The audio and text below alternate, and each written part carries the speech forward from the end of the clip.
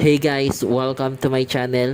Ngayon nga ay tatalakayin natin ang ika-6 na kabanata ng El Filibusterismo na pinamagatang si Basilio. Iisa lamang ang ating tauhan dito mga anak at yun ay ang binatang si Basilio. Nung mga oras na iyon ay narinig ni Basilio na tumunog ang kampana na kung saan ito ang hudyat ng panghating gabing misa. Sa madaling salita ay ilang oras na lang ay Noche Buena na.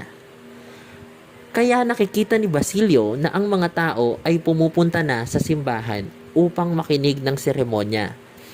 Ito namang si Basilio ay hindi mapalagay. Kaya ang ginawa niya mga anak, siya ay bumaba mula sa kanyang kwarto at pagbaba ni Basilio sa bahay ni Kapitan Tiago ay agad siya na palihim na umalis. Siya ay naglakad doon sa madilim na bahagi ng daanan at batay sa kanyang mga kilos, umiiwas siya sa mga mataong makakakita sa kanya. Sabi ko nga, siya ay palihim na umaalis. Bakit? Bakit kaya sa tingin nyo ay palihim siya na umalis at saan kaya siya pupunta? Sige nga. Kasi anak, siya ay pumupunta sa isang gubat. Naalala nyo ba ang gubat na yon? Malaki ang ambag ng gubat na ito sa buhay ni Basilio. Bakit kaya? Sapagkat kung matatandaan ninyo, ay Noche Buena din noon, mga anak, ay namatay ang kanyang ina. Dito sa gubat na ito ay namatay ang ina ni Basilio, si Sisa. Ang gubat na ito mga anak ay dating pagmamayari ng mga Ibarra. Ngayon, nung nawala si Ibarra, may 13 taon na ang nakalipas, ang gubat na ito ay nailit at napunta sa pamahalaan. Pagkatapos noon, ang bumili naman nito ngayon ay si Kapitan Tiago. Kaya kahit na madilim ang paglalakbay ni Basilio, tiniis niya kahit na siya ay nadapa, nagkanda sugat-sugat, hindi niya ito ininda o wala siyang pakialam doon. Kasi nais niyang dalawin ang puntod ng kanyang ina na nasa gitna ng gubat. Hanggang narating ni Basilio ang ilog o ilog-ilogan. Pagkatapos ay may palatandaan doon na may maliit na burol at may mga damo.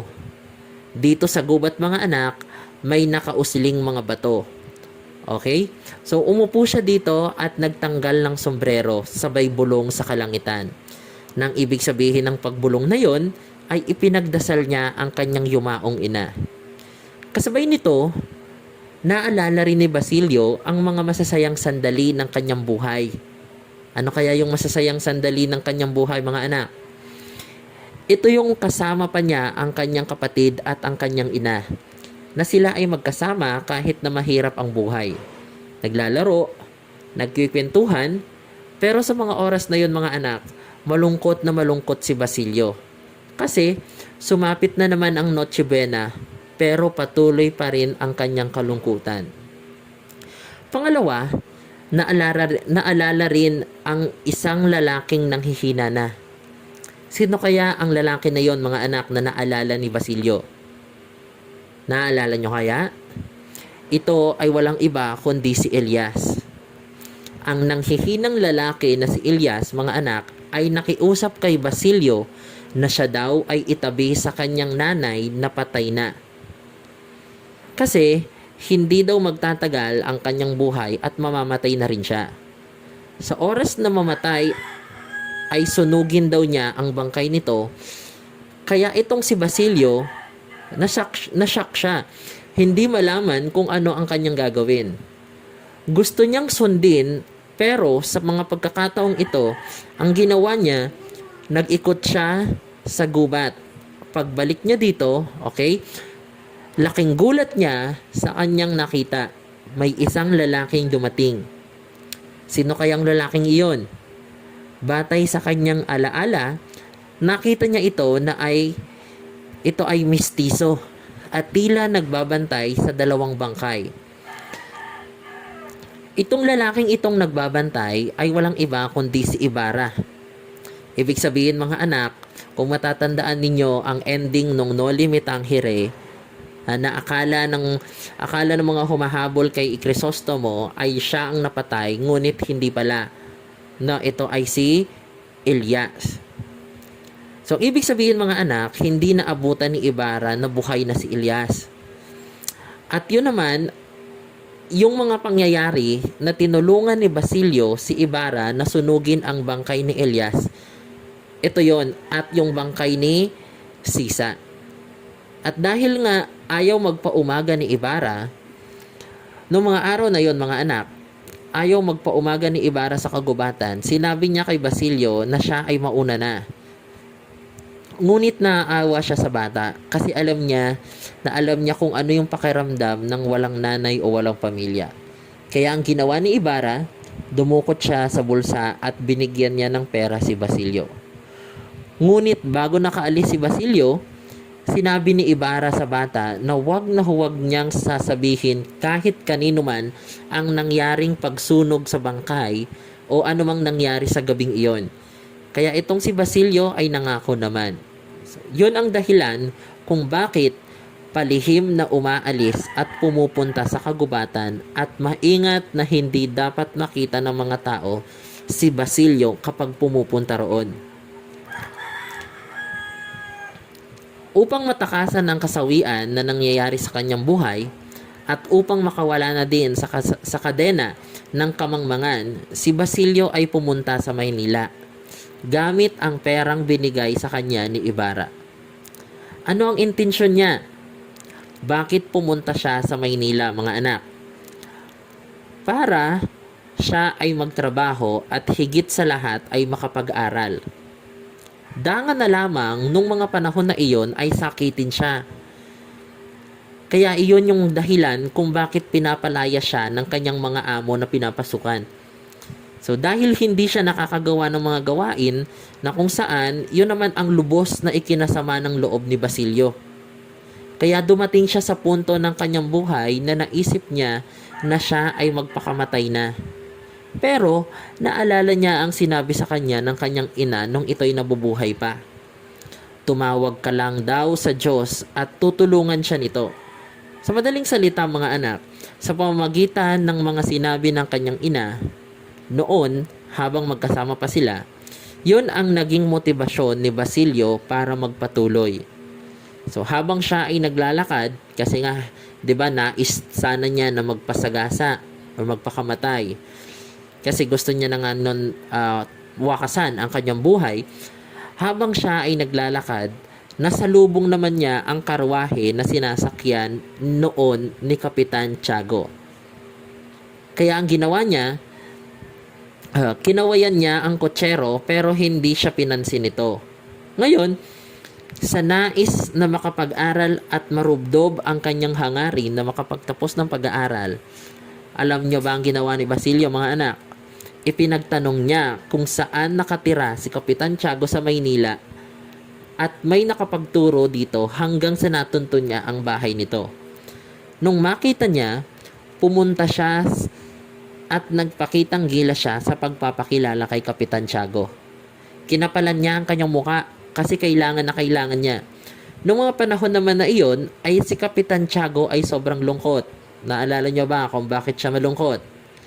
Kasi di ba nga nung nasa Noli Me Tangere, ito yung panahon na si Maria Clara ay pumasok na sa kumbento. Yun din yung dahilan kung bakit dahil sa labis na bibo na ipinakita ni Basilio kay Kapitan Tiago, ay kinuha niya ito bilang isang alila. Nung siya ay nakapasok na sa bahay ni Kapitan Tiago, hindi naman siya hinigpitan ng matanda. Hinahayaan siyang makapag-aral sa San Juan de Letran. Dangan lamang, nung mga panahon na iyon, ay malungkot siya, mga anak. Kasi unang-una, siya ay nakabakya lamang, alam niyo yung bakya, at ang kanyang mga damit ay tila basahan, luma na at pangit. So nilalayuan siya ng kanyang mga kamag-aral, maging ang kanyang mga guro. Yung mga pangyayaring yon, mga anak, yun yung nasa unang taon siya ng kanyang pag-aaral. Pero ang lahat ng kanyang nakikita ng mga kilos mula sa kanyang mga kamag-aral at guro ay hindi niya ipinapakitang nasasaktan siya. Kaya sa tuwing umuuwi sila ng bayan ng San Diego, agad na pumupunta si Basilio sa libingan ng kanyang ina. At doon, nagiiyak at inilalabas ang sama ng loob. Sa ikalawang taon naman ng kanyang pag-aaral, medyo pinalad dito si Basilio. Bakit? Kasi nanalo ang manok na panabong ni Kapitan Tiago na kanyang inaalagaan. Sa labis na tuwa ng matanda, binigyan siya ng malaking balato, na kung saan ang binili naman ni Basilio ay sapatos at damit para sa kanyang pagpasok sa paaralan. Dahil nga sa katauhan ni Basilio, ay nakita ni Kapitan Tiago na ang batang ito ay talagang matalino, binigyan pa siya ng mga formal na damit, yung mga pinaglumaan ni Kapitan Tiago. Binigay sa kanya para maging maayos naman sa pag-aral ang bata. Ngunit kahit na ganoon na may pagbabago na sa ayos ni Basilio, hindi pa rin siya pinapahalagahan ng kanyang mga profesor. Samantala, sa ikatlong taon naman ng kanyang pag-aaral ay nagkaroon siya ng professor na mapagbiro. Halos araw-araw ay gumagawa ito ng katatawanan na kahit nakakasakit sa kapwa ay wala siyang pakialam. Isang araw ay pinuntiryan nito si Basilio. Ang ginawa ng profesor na ito ay nagtanong ng nagtanong. Pero kahit na anong paglulupig o kahit na anong tanong ng profesor ay nasasagot ng tama ni Basilio ang bawat tanong na ibinabato sa kanya. Samantala, sa ika-4 na taon naman ay nagkaroon siya ng profesor na kinagigiliwan ng lahat. Nagkaroon ngayon ng tagisan tungkol sa arnis at eskrima. Magaling si Basilio dito, kaya lalong humanga sa kanya ang profesor. Magaling na sa palakasan, magaling pa sa akademiko. Yun din ang dahilan kung bakit nakamit niya ang sobresaliente. Ibig sabihin nun ay excellent na marka. Lahat ng kanyang mga nakamit sa buhay ay ikinuwento ni Basilio kay Kapitan Tiago.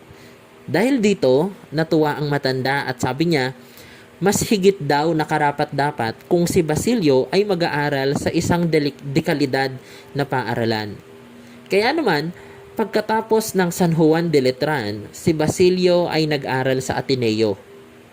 Ganon din naman ang ipinapakita ni Basilio, ang higit na pagsisikap sa kanyang pag-aaral sa paaralang ito.